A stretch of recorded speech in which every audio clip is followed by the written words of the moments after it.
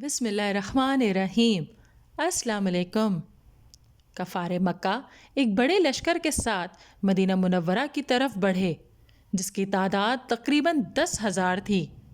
نبی اکرم صلی اللہ علیہ وآلہ وسلم نے یہ خبر سنی تو مسلمانوں سے مشورہ کیا۔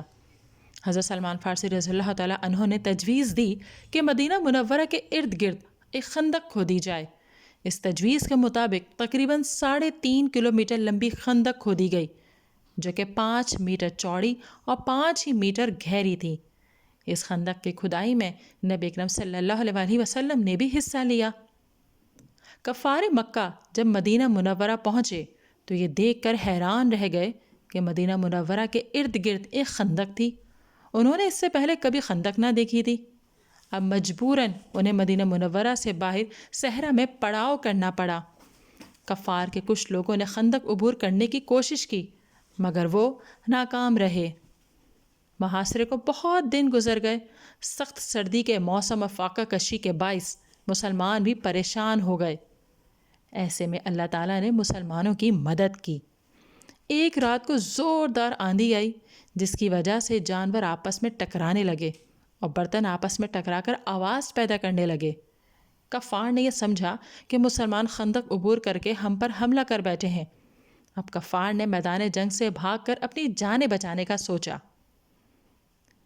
ارشاد ربانی ہے، سورہ احزاب آیت نمبر 9، ترجمہ: اے ایمان والو، اپنے اوپر اللہ کا احسان یاد کرو جب تم پر کفار کے لشکر چڑھ آئے، پھر ہم نے تمہاری مدد کے لیے ان پر تیز آندھی بھیجی اور فرشتوں کے لشکر بھیجے جنہیں تم نے نہیں دیکھا، اور جو تم کر رہے تھے اللہ اسے خوب دیکھنے والا تھا۔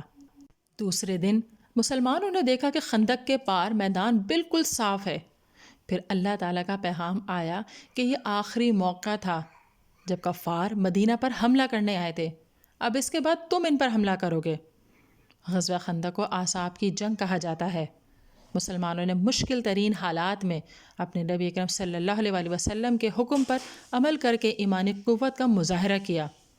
کفار نے اپنا پورا زور لگایا، پھر بھی ناکام ہوئے۔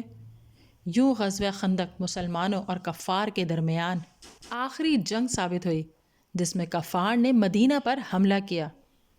اس جنگ کے بعد مکہ مکرمہ اور مدینہ منورہ میں اسلام تیزی سے پھیلا، جبکہ کفار کا رعب و دبدبہ ختم ہو گیا اور ان کے غرور اور تکبر میں فرق آ گیا۔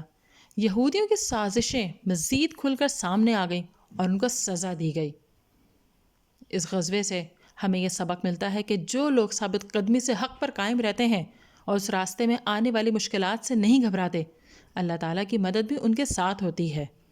ناظرین، اگر ویڈیو پسند آئی ہے تو اسے لائک کیجئے، شیئر کیجئے، کمنٹ دیجئے اور چینل کو ضرور سبسکرائب کیجئے۔